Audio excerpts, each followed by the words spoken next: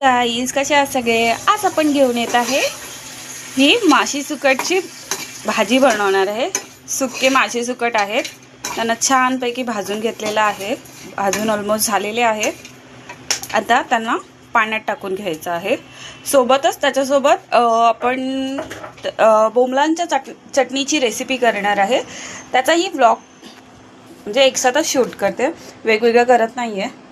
हे आहेत बोंबलांचे टकलं, छोटे छोटे बारीक बोंबील आहेत, त्याचे टकले तोडून घेतलेले आहेत.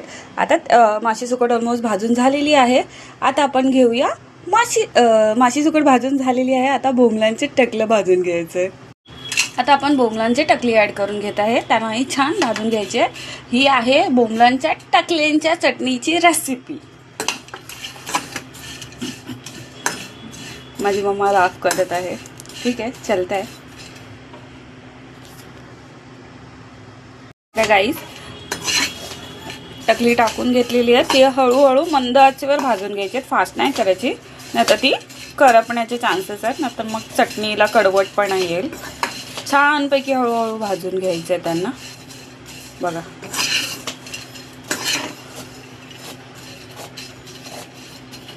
माशी सुकट पाण्यामध्ये थोडा उशीर भाजून भिजत ठेवलेली आहे आणि पुढची प्रोसेसही चालू आहे. हे बघा, चॉपिंग चालू आहे. छान सूर्य मावळत येत आहे. दिस इज अवर मँगो ट्री. कोणाच्या घरात जागा असेल तर प्लीज आमचं ट्री घेऊन जायला या.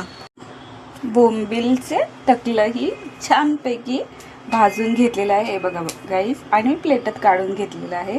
अजून पण बोंबील मी भाजून घेत आहे. प्रोसेस चालू आहे. थोडीशी चटणी नाही भरत आहे, एक वीक जाईल तेवढी चटणी बनवून घेत आहे.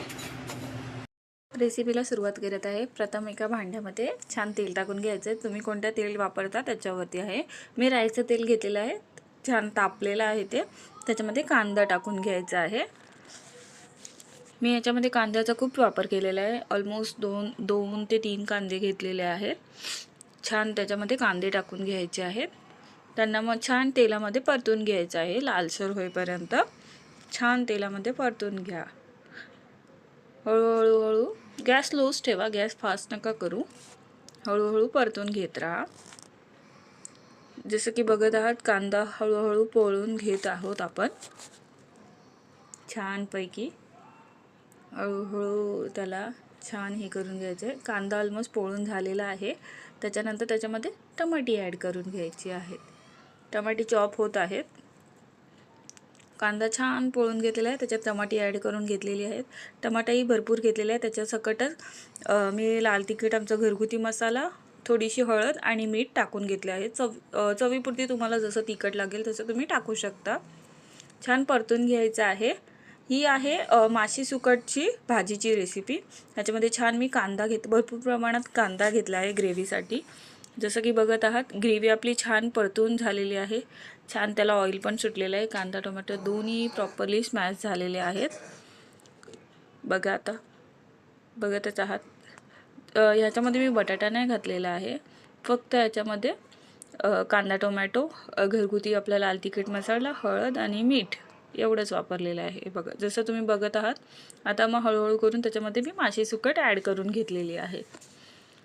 माशी सुकट प्रथम भाजून घेऊन मग त्यांना छान गरम पाण्यामध्ये भिजत घेऊन 2-3 वेळा वॉश करून ठेवलेली आहे. आता त्यांना छान पाण्यातून काढून स्वच्छ धुवून त्याला ग्रेव्हीमध्ये टाकून घ्यायची आहे. आता छानपैकी त्या ग्रेव्हीमध्ये फिरून थोडं मंद आचेवरती साईडला ठेवून द्या. त्याच्यामध्ये पाणी वगैरे काहीच यूज नाही करायचं, जसं आहे तसंच ठेवायचे आहेत. तर आता बघतच आहात, हळूहळू परतून घ्या. ॲक्च्युली माझा हा व्हॉइस ओव्हर कधीच झालेला, पण व्हिडिओ करप्ट झालेला, त्याच्यामध्ये आय थिंक व्हॉइस ओव्हर पण गेला, म्हणून मला पुन्हा एकदा व्हॉइस ओव्हर करायला लागतो. तरी पण जशी आहे तशी रील्स बघा आणि तुम्हाला कशी वाटली तेही नक्की सांगा. अजून संपलेली नाही आहे व्हिडिओ, अजून त्याच्यामध्ये आपल्याला चटणीची रेसिपी आहे, ती पण बघायची आहे. जसं की बघतच आहात, माशी सुकटची भाजी आपली हळूहळू परतून घेत आहोत आपण कांदा टोमॅटोमध्ये. ऑलमोस्ट आपली छान परतून झालेली आहे तेलामध्ये. बघ किती सुंदर दिसते, कलर वगैरे किती छान आलेला आहे, किती टेम्पटिंग आहे.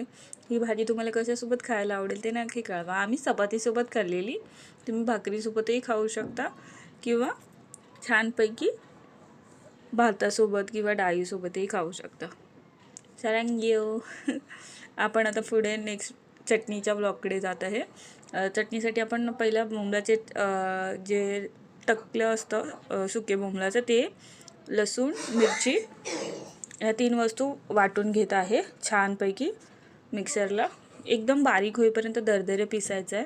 ते वाटताच हे बघा, हे पहिलं आपण मिरची आणि लसूण वाटून घेतलेलं आहे. त्याच्यानंतर त्याच्यात बोंबलाचे जे टकले आपण भाजून घेतलेले ते टाकायचे आणि चवीनुसार तुम्हाला हवं तेवढं मीठ टाकायचं आहे. ही आपली प्रोसेस आहे. छान अशी बारीक होईपर्यंत चटणी वाटून घ्यायची आहे. ऑलमोस्ट आपली चटणी छान बारीक झालेली आहे. भाजी आपली ऑलमोस्ट झालेली आहे. आता आपण पुढे चटणीलाही तडका देऊन घ्यायचा आहे. आता आपण चटणी जशी की मगाशी काय काय घेतलेलं आपण बोंबलाचे टक्कल जे छानपैकी खरपूस भाजून घेतलेले आहे. आता आपल्याला त्या चटणीला फ्राय करून घ्यायचं आहे. तेल घेतलेलं आहे, तेलामध्ये कढीपत्ता सोडलेला आहे. आता त्याच्यामध्ये जे आपण चटणी जे वाटलेलं चटणीचं ते छानपैकी तेलात फिरवून घ्यायचं आहे. अशा प्रकारे आपली बोंबलाची चटणी तयार झालेली आहे. तर कोणाकोणाला आवडते ही चटणी नक्की सांगा आणि कोण कोण ट्राय करणार आहे हेही कळवा. हे माझ्या मम्मीची छान म्हणजे सुक्या मच्छीची चटणीची रेसिपी आहे. अजून कोण कोण अशा चटण्या बनवतो आणि कोणी बनवत असेल तर नक्की मला शेअर करा. Thank you guys. अशा प्रकारे माझे 2